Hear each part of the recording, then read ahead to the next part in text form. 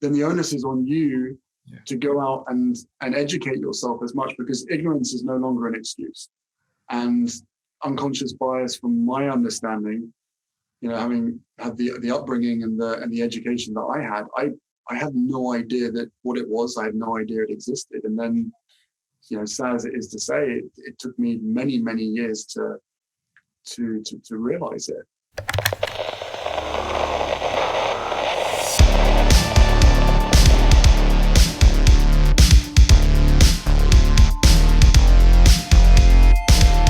Prince Harry's back at it again, trying to lecture the whole world, particularly the UK, on anti-racism and how he hadn't really understood racial bias and racial discrimination until he met and ended up marrying Meghan Markle. Now, this is a dude that lives in a multi-million-pound house that claimed to want to leave the royal family and leave his title and his name within the UK in order to seek privacy for him and his family, his young family. And now he wants to lecture people on anti-racism and how to fix it. This is a dude that's from birth has been one, pandered to, and two, had avenues totally open for him. So effectively, all of the structural, quote unquote, racism that he sees, he's benefited from. The fact that he has the platform he has right now shows he has had that from his upbringing and from the connections that he has. He said that until he met his wife, Meghan Markle, he never saw racial biases. He never saw the struggle that black and brown people have had to go through throughout life. Yet he's married to a woman that, quite frankly, from what I know, hasn't had to struggle at all. She's got by in life by being tall, good looking, had the right connections. I mean, for flip's sake, I know her parents didn't stay together, but her father, he won a Golden Globe or a BAFTA or a Grammy or something for sound design in Hollywood. I'm sorry, if that's not the epitome of privilege, I don't know what is. This dude has literally got a world-renowned reward that even normies know the name of. A world-renowned award for his work. Like, most people's parents, let's be quite honest, the highest most people's parents get to in anecdotal terms is potentially a doctor, a GP. Oh, my dad's a doctor, my dad's a lawyer, my dad's an accountant. Not many people, when you ask them, oh, what does your dad do, what does your mum do? Oh, he works in sound design in Hollywood.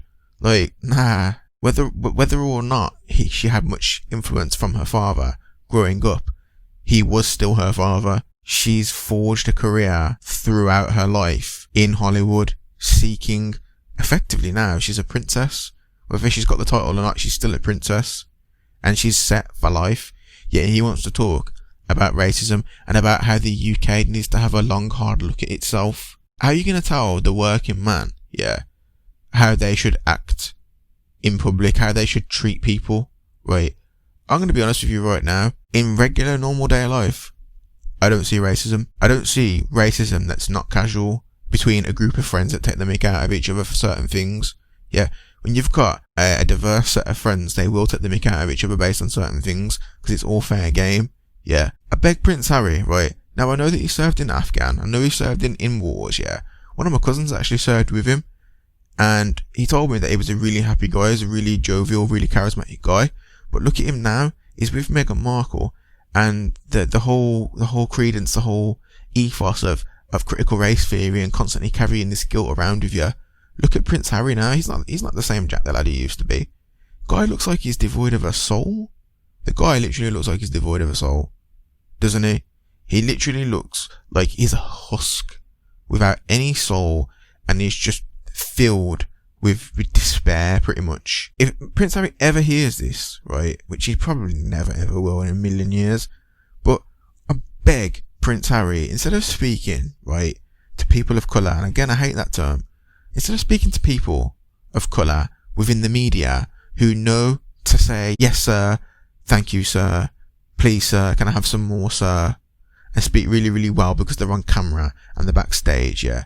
I beg Prince Harry, instead of going to the hood, instead of going to the ghetto for a day to cut a ribbon, to open a supermarket or a shopping centre, right? I beg Prince Harry, if he really cares about people so much, to go to the hood, not for a day, not for a month, not for a week and I'll put them to reversed, but I beg Prince Harry to go live in ends for a year and make Prince Harry live on road for a year.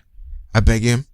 I beg him to go and do that for a whole year. If he really cares, he can even make a documentary out of it, put it on Netflix, he'll get paid loads of money for it. I beg Prince Harry to not vet people that he goes and sees, that he goes and lives with, that he goes and chills with, yeah. I beg him to go and live in ends.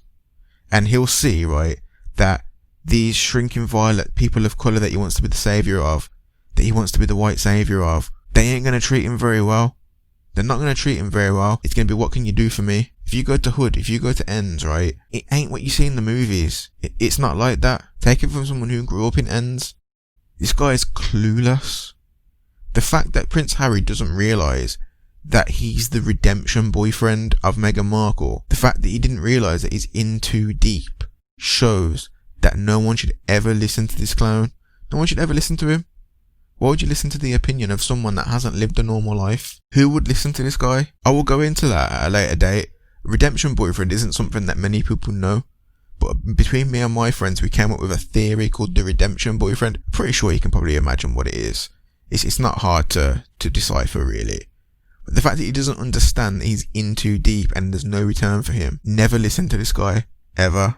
If you like what you heard, please do like, comment, share, subscribe, ring the bell, all that good stuff.